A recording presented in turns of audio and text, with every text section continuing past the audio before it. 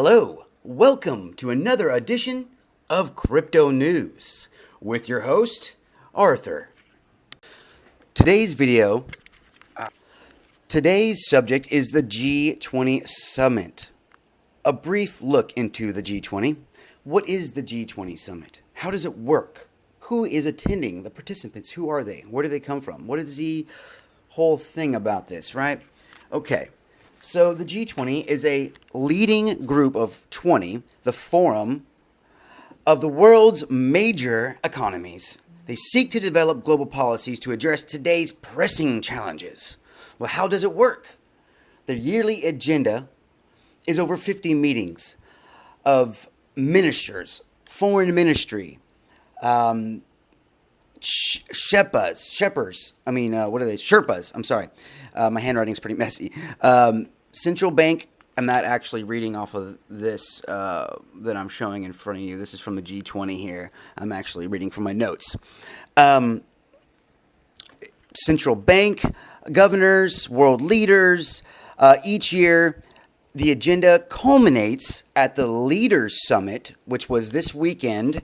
Today is December 3rd, 2018. The G Summit was this previous weekend. Attended by the heads of state government, and they do a declaration. They all agree on a declaration generally at this G20 Summit of the leaders. In summary,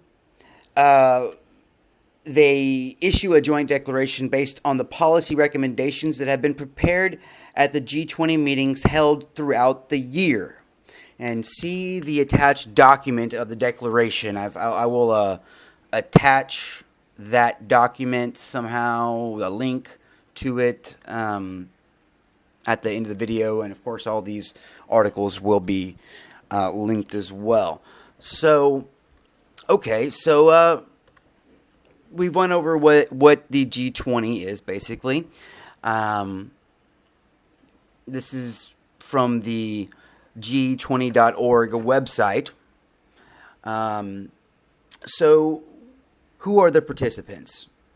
And, how does this whole thing, work? Basically, what's going on in this meeting? What is this declaration, Okay, so let's read the declaration. This year's declaration is, we'll pull up the actual deal here on the video. G20 Leaders Declaration, Building Consensus for Fair and Sustainable Development. Okay, so, I've read this entire 8-page document, whatever. It's really only 6 good pages of 31 bullet points.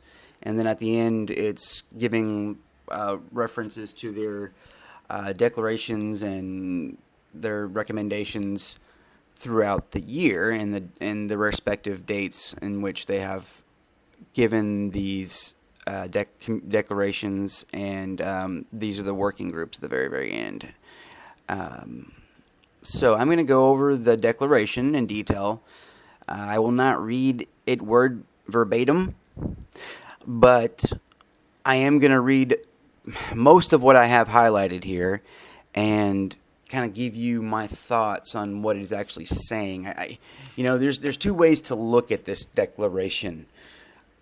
You can look at it at face value and believe, for the most part, of what they're doing here is for good, and there's no nefarious acts built into the wording of this. But I'm trying to give you the crypto part of this, the secret part of this, the hidden part of this, which, by their own rules, has to be in plain sight. So I'm going to try to give you my take on what they're saying here based on my own views and opinions. I would like to believe that what they are saying in this document is good. I would hope there are good people trying to do good things in this world. But, let's just say even if there's just half of these people are trying to do good things, half of this stuff can be bad and is bad to us little peons, us little proletariats of of the world. Some of this stuff is kind of scary. If you know what Agenda 2030 is, you know, they don't want the people staying kind of where they're at right now. They want to consolidate the populations into population centers. They want to develop the rural areas into more of a wide open spaces and more machined oriented, a very off touch rules. They basically want big corporations to do most of the farming, and they don't want to have people living out in these rural areas anymore.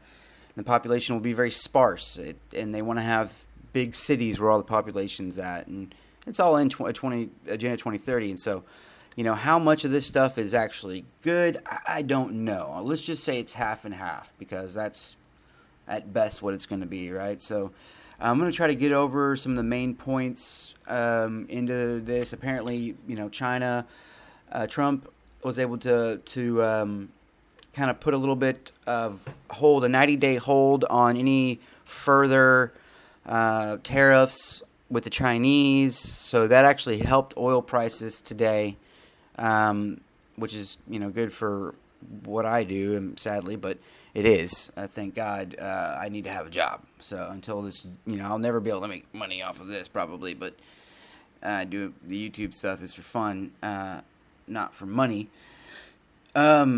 So that's good. At least for 90 days, we got a little reprieve with China and some of these oil prices going down. It was getting scary there.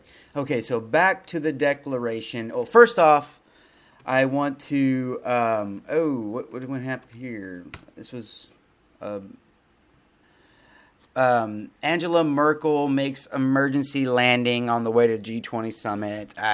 It was in the news over at Alex Jones, and you know, I don't read into that however you want. Apparently, her plane had to be put down before she ended up making it, from what I understand. So go to Alex Jones if you want to hear the story on whatever conspiracy that is.